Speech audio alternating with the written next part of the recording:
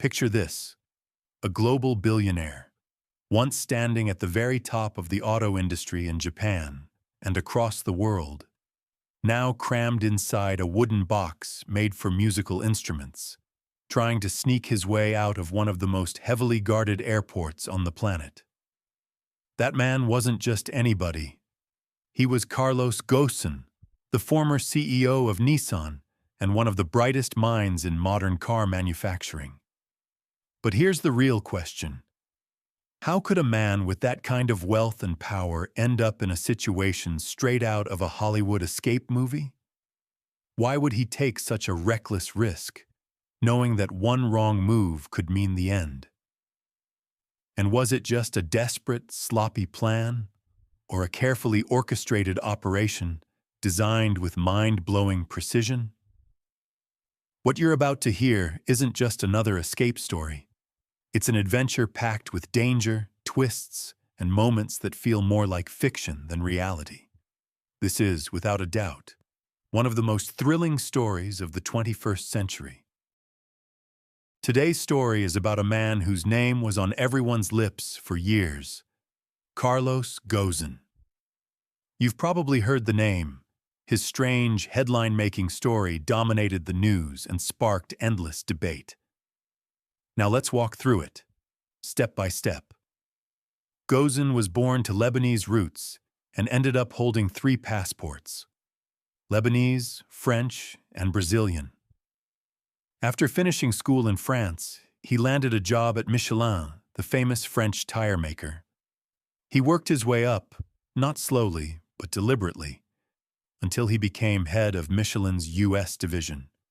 That was a huge job. Because Michelin was French, it had close ties with Renault, the giant French automaker. Renault's CEO heard about Ghosn's results and called him up. He offered Carlos a job as his deputy. Carlos accepted, and in 1996 he moved back to France to take the post. Renault, at the time, a complete mess. The company was teetering on the edge of bankruptcy. Everything was falling apart. But then Carlos arrived, and in just 1 year he flipped the script. Renault was back in the black. How? With a management style that was blunt, relentless, and unapologetic. He didn't tiptoe around problems, he cut them out. Factories that lost money were shut down. Thousands of employees were let go. Painful moves, yes, but moves he insisted were necessary to save the company. The French press didn't mince words. They called him the cost cutter. He wasn't trying to patch losses, he was amputating them. And Renault rose again, posting profits it hadn't seen in decades. But Ghosn didn't stop there. He aimed higher.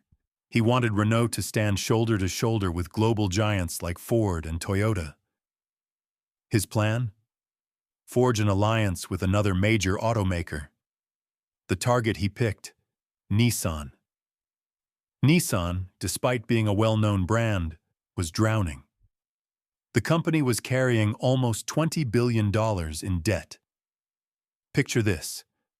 Nissan was making more than 50 different models, and only 3 of them were actually profitable. The rest were money pits.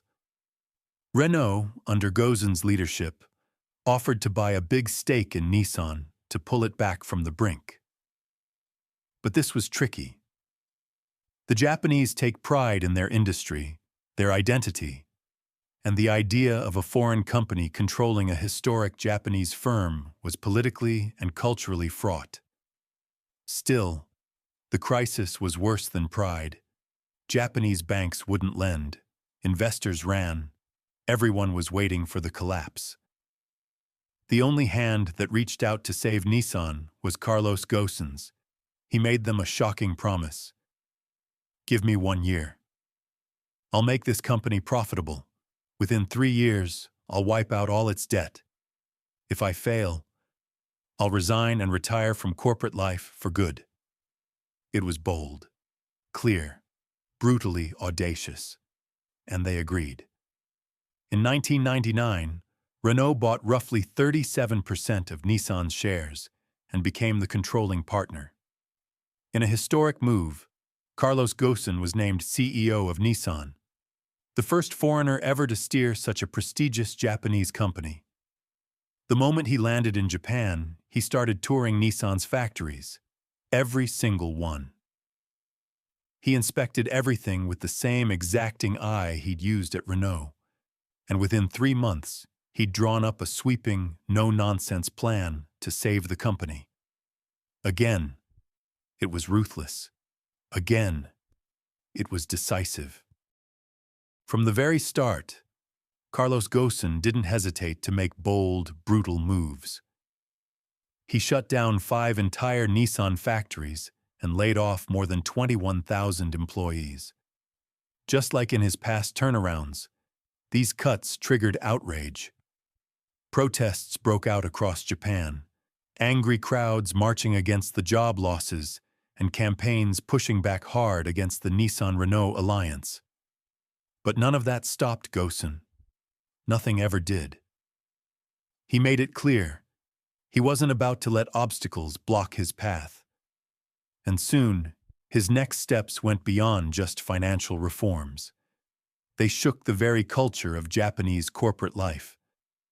First, he declared that English would become Nissan's official language, because to him, it was the key to global openness and international success. Second, he scrapped Japan's traditional seniority-based promotion system and replaced it with one built solely on performance and results. In his eyes, it made no sense to reward someone just for years of service. Promotions and bonuses had to be earned by what you delivered, period. To many inside Nissan, this was a direct attack on Japanese tradition. Even some members of the board bristled. The question hung in the air. Who was this foreigner, walking in and tearing apart the way they'd done things for generations? But the results? They came fast, and they shocked everyone. In just 1 year, Nissan flipped from heavy losses to solid profits, exactly as Ghosn had promised. And with that, his reputation in Japan transformed, no longer the foreign butcher, but the foreign savior. The media gave him a new nickname, the man with the magic touch, the one who could take any company teetering on the edge and spin it into a dazzling success story. His fame spread far beyond Japan. Awards piled up. And in a surreal twist, Japanese artists even published a manga comic series about his life, selling over 1 million copies. Carlos Ghosn wasn't just a CEO anymore. He was a star. Imagine this. When he walked into a restaurant in Tokyo, people would literally rise from their seats and clap for him, like he was a national hero. That's how far his popularity had soared. As the years rolled on, the Renault-Nissan alliance kept climbing higher, profits rising year after year. Then, in 2005, Renault's CEO retired, and the role naturally fell to his deputy, none other than Carlos Ghosn. Now, he wasn't just running one major automaker. He was CEO of both Renault and Nissan, two of the biggest names in the global car industry. It was something the auto world had never seen before. Of course, holding both jobs came with crushing pressure. Friends and advisors urged him to let go of one position, to lighten the load. But Ghosn refused. He was determined to steer the alliance he himself had built, no matter the strain. At that point, his annual salary was around $17 million. Not outrageous compared to Western CEOs, but in Japan, it was astronomical. To put it in perspective, he was making 11 times more than the head of Toyota, Japan's largest automaker. That huge gap lit a fire of resentment in Japan's business circles, and even inside Nissan itself. To many executives and board members, he wasn't just an outsider anymore. He was an arrogant intruder, hogging the glory and the riches. that simmering envy, that quiet bitterness, would come back to haunt him later in this story. Carlos Ghosn wasn't just winning in business, he was living big. Extravagant parties, priceless collections, a $10 million yacht, constant travel on his private jet, and luxury cars wherever he went. He saw it all as the reward for years of hard work. But in Japan, that kind of flashy lifestyle was shocking. In Japanese culture, even ministers, top officials, and CEOs were known for modesty. Some literally biked to work. So imagine how people viewed a foreign executive, already making the country's highest salary, flaunting wealth so openly. Naturally, that only fueled the fire of jealousy and resentment. And soon, that resentment would reveal its darker side. On November 19th, 2018, the storm hit. Carlos had a meeting scheduled with Nissan's board in Tokyo. He was in Paris at the time, so he boarded his private jet, kissed his wife and family goodbye, and set off for Japan. But the second his plane touched down in Tokyo, the scene turned surreal. Police cars swarmed the runway. Officers stormed aboard before anyone could react. Carlos Ghosn was arrested on the spot. Shocked, he asked, "What's going on? Why are you arresting me?" The answer was blunt. Financial misconduct. He pressed them. What misconduct? What are you talking about? But no clear answer came. Instead, he was hauled away, straight to a cell. The news exploded worldwide. Japanese and international media broadcast every detail. Nissan's stock price nosedived, and there sat Carlos, stunned, behind bars, convinced his company, the one he'd led to glory, would rally behind him. Surely they'd send lawyers, defend his name, at least deny the accusations. But what came next cut deeper than the arrest itself. Nissan's board rushed into an emergency meeting. By the end, they'd appointed an interim CEO. Hours later, that man stood before cameras and told the world. After conducting an internal investigation with the authorities, we found serious financial misconduct committed by CEO Carlos Ghosn. Effective immediately, he has been removed from his position. It was a dagger in the back, betrayal from the very people he thought would stand by him. Carlos was floored, but he never stopped insisting he was innocent, calling the charges a lie. The main accusation? That he failed to disclose certain income, and in doing so, dodged taxes. But here's the catch. His official salary was already filed with Japanese authorities. So where was the loophole? Prosecutors claimed Carlos had secretly set up a massive retirement fund worth millions. And yes, he had planned for a huge payout after stepping down. But that fund wasn't a secret at all. The board itself had approved it. They'd even helped decide its value. When questioned, he explained, "That money wasn't finalized. I haven't received a cent. It's tied to my future retirement, not my current income. There's nothing to declare." Still, prosecutors pushed forward, framing it as deliberate fraud. The whole case felt murky, the charges contradictory, as if stitched together on purpose. But the strangest part wasn't the accusation itself. It was how they treated him. Instead of bail or standard detention, Carlos was thrown into Kosuge prison, a high-security facility, and locked in solitary confinement for 3 months straight. 3 months in a tiny cell. No contact, no sunlight, except the scraps they allowed. For a businessman, not a violent criminal, this treatment was brutal, and that raised the haunting question. Why? Why crush him this way? Why isolate him like a dangerous killer? The answer seemed obvious. This wasn't just about money. This was bigger, darker, a conspiracy quietly unfolding behind the scenes. For 3 long months in solitary confinement, it became clear. Nissan's board wasn't just pushing legal charges. They were running a full-scale smear campaign, designed to destroy Carlos Ghosn's reputation piece by piece. Suddenly, accusations started pouring in from every direction. They claimed he bought luxury apartments in Paris, Beirut, and Brazil using company money. They accused him of throwing a lavish party at the Palace of Versailles, a celebration that cost more than $700,000. Officially, it was supposed to honor the 15-year Renault-Nissan alliance.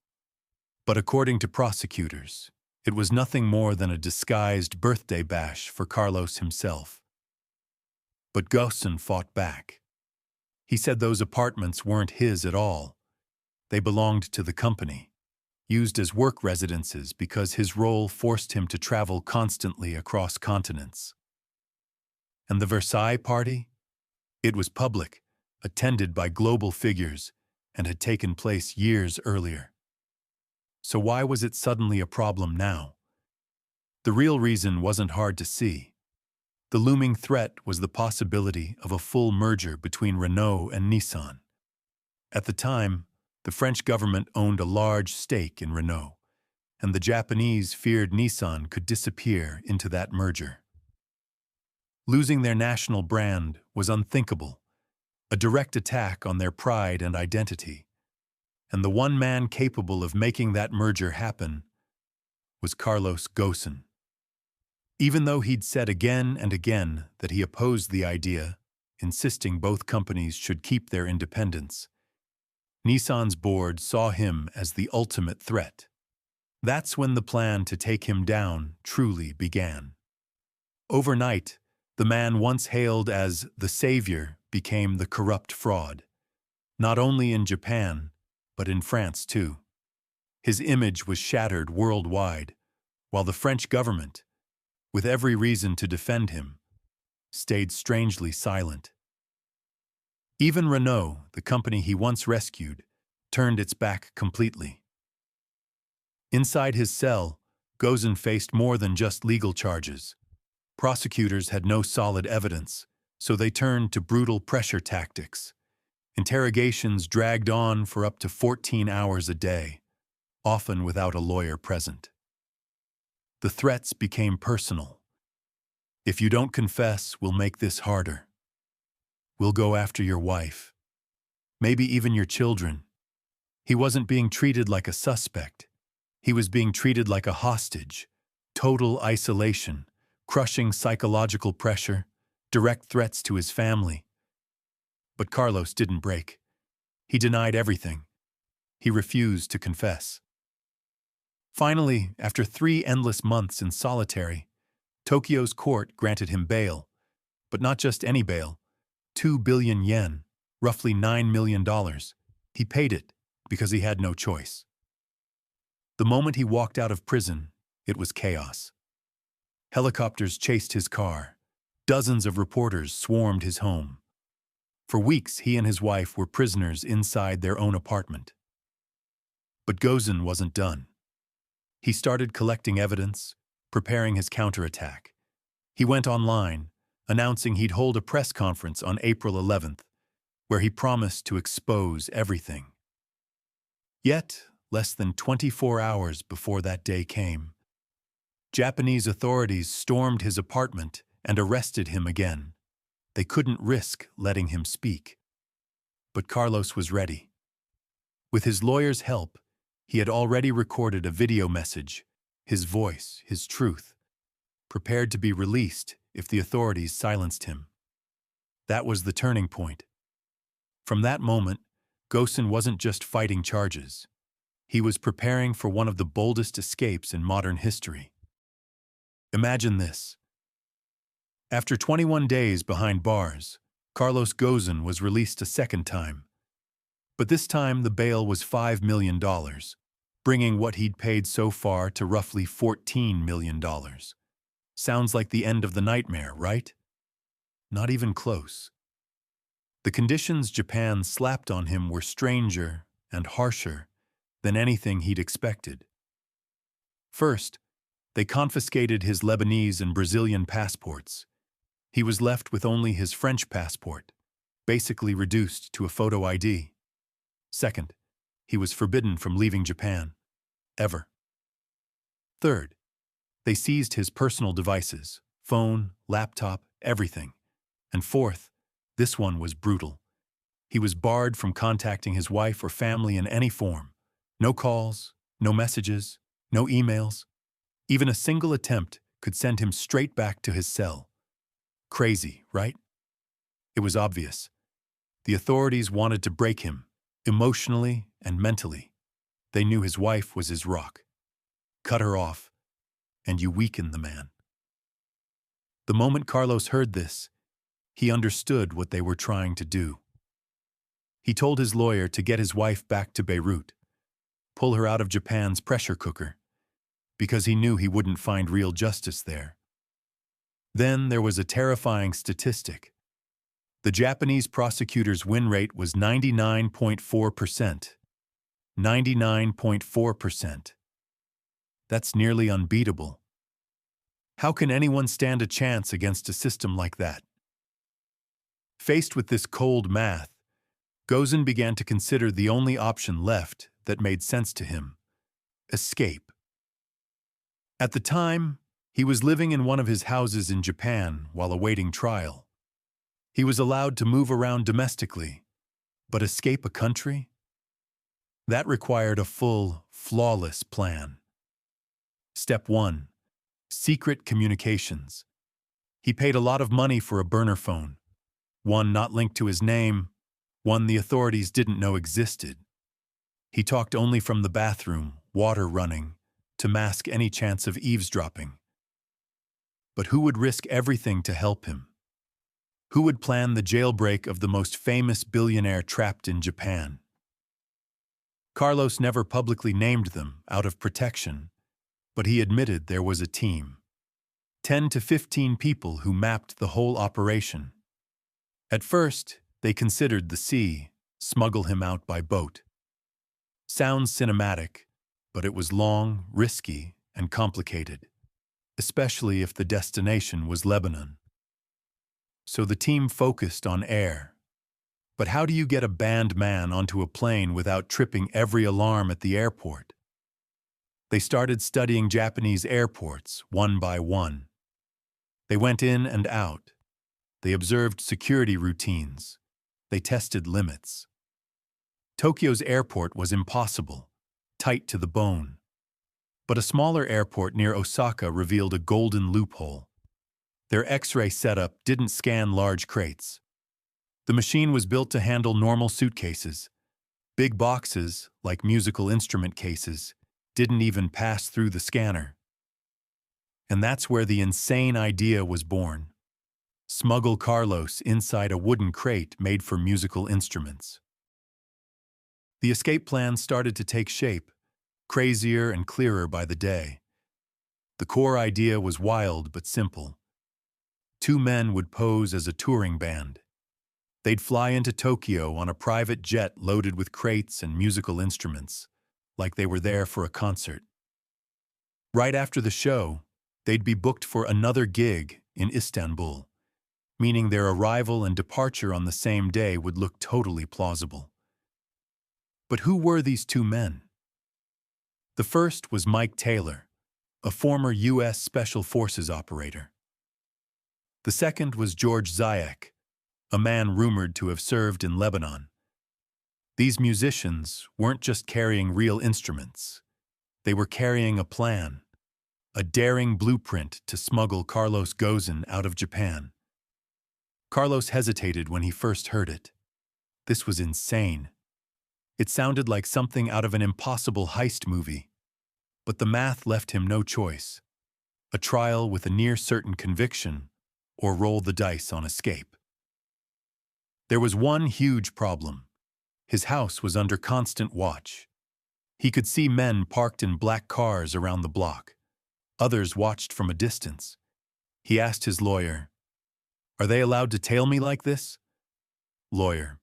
No, it's illegal. But the problem? We can't prove it. That gave Carlos an idea. Bring the press. If reporters showed up, the watchers would vanish. He called a few journalists, and as soon as they arrived, the surveillance cars evaporated. The reporters waited, saw nothing, and left. Hours later, the watchers crept back into place. Lesson learned. Whenever the press was called, the watchers disappeared. A simple, brilliant disruption. Months of prep followed. The escape team picked December 29, 2019 as D-Day. But another snag remained. Carlos was famous. His face would stick out. Lucky break. It was winter, just before the pandemic, and masks were normal. So Carlos dressed for anonymity. A heavy jacket, a winter cap, and a surgical mask to hide his features in the crowd. On the big day, he tipped off the press that the watchers were nearby. As usual, the watchers melted away. Carlos slipped out quietly, disguised, without raising suspicion. He headed to the Grand Hyatt, where Mike Taylor and George Zayek were waiting, two men willing to risk everything to get him out. They gave him the instructions. Then they took a taxi to the train station and boarded the bullet train to Osaka. In Osaka, they checked into a different hotel. There waited the most critical piece of the plan: the crate. The crate Carlos would be hidden in to get him out of Japan. They tested it first. They cut tiny ventilation holes to make sure he could breathe. They told him to wear light clothes. The ride would be long and cramped. He climbed in. They draped a white cloth over the box, so it looked like a precious instrument from the outside. Then they called hotel porters to move the crate. Please, this contains a very delicate, very expensive instrument. Handle with care, they were told. The crate was loaded onto a truck, next to another similar box filled with real sound gear and speakers. The truck rolled toward Osaka Airport. Inside the crate, Carlos could hear everything: Japanese voices, footsteps, the hum of the engine. Then, finally, the truck stopped. They'd reached customs. Carlos's heart hammered. He strained to listen. Mike or George stepped up and chatted with the customs officers. The concert went great. Thanks for all your help and cooperation. Remember, the same guys had come through the airport that morning, claiming they'd played a show in Tokyo. Now they were leaving the country that same day, with their crates. The moment of truth had arrived. At the customs checkpoint, the officers started asking about the crates. Taylor and Zake answered with total confidence. These are musical instruments. They were checked this morning when we came in, and now we're just taking them back after the concert so we can catch our private jet to Istanbul. It was the end of the year, a busy season full of events and parties, so nothing about it felt strange to the customs guys. One of the men even pressed them. Please, handle these crates very carefully. The instruments inside are super expensive and delicate. Rough handling could ruin their sound. We've got another show in Istanbul, so don't hold us up. The officers didn't dig too deep. The crates had already been inspected earlier that day, and now they were just leaving. Plus, the fact that the flight was on a private jet made suspicion even weaker. Inside one of those crates, Carlos, packed tight, overheard two customs guys joking around. Bet these guys are smuggling hot girls in those boxes. They laughed and just waved them through. No further checks, no opening the crates. They only scanned the luggage and let them pass. Later, Carlos admitted, this plan wasn't supposed to work, but luck was insanely on our side. And timing was everything. They picked New Year's season. Staff numbers were down, many were on vacation, and the ones left behind were usually the least experienced. All of that played right into their hands. The two men walked out of the airport with the crates. Carlos's box was loaded straight onto the private jet. But even then, he wasn't safe yet. He had to stay hidden inside that crate until the plane actually took off. 30 full minutes of waiting, tension, and the fear that someone might open the box at the very last second. And then, he heard the engines roar, felt the jet rolling down the runway, and finally, take off. Only then did he allow himself to breathe in relief. He was out of Japan. One of the men opened the crate once they were airborne. Carlos sat in the back cabin of the jet, drinking water and eating a little. The flight lasted until they landed in Istanbul. There, another man was waiting. He picked Carlos straight off the jet. No customs, no airport hall, and rushed him to another plane waiting right on the runway, this time bound for Beirut. Just 1 short hour in the air separated him from his homeland. And when that plane landed in Beirut, there was no hiding who he was. One Lebanese customs officer recognized him instantly and actually welcomed him home warmly. Carlos Ghosn's name was already huge in Lebanon. People had been raising banners in his support since the start of his case. Finally, he was back with his family and wife, knowing he'd made it to safety.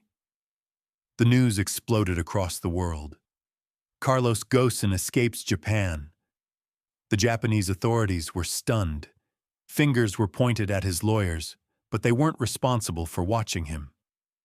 Japan issued an Interpol warrant, but Lebanon doesn't hand over its own citizens, and their stance was clear. They'd protect Carlos. A few days later, Ghosn held a massive press conference in Beirut. Standing tall, he declared, "I didn't escape justice. I escaped injustice." Since then, he's appeared in multiple interviews on both Arab and international TV, and even participated in a documentary about his story. He never gave away the exact details of the escape, out of loyalty to the people who helped him. But he talked at length about the injustice he says he faced. To this day, Japan keeps demanding his extradition. Even France issued a warrant against him after their own investigations, though no solid evidence has been proven in court. Still, the risk is always there. If he leaves Lebanon, he could be arrested anywhere else. But in Lebanon, he's still living free, haunted only by the memories of that wild night that changed his life forever. A story that wasn't written in Hollywood, but managed to outshine every Hollywood script with its daring and drama. I hope you guys enjoyed this story. And trust me, you're gonna love the legendary escape of one of the world's most feared gang leaders, and the jaw-dropping breakout of 7 men from one of the toughest prisons on Earth with a genius plan and insane details. Stay tuned, and I'll catch you in the next thrilling story.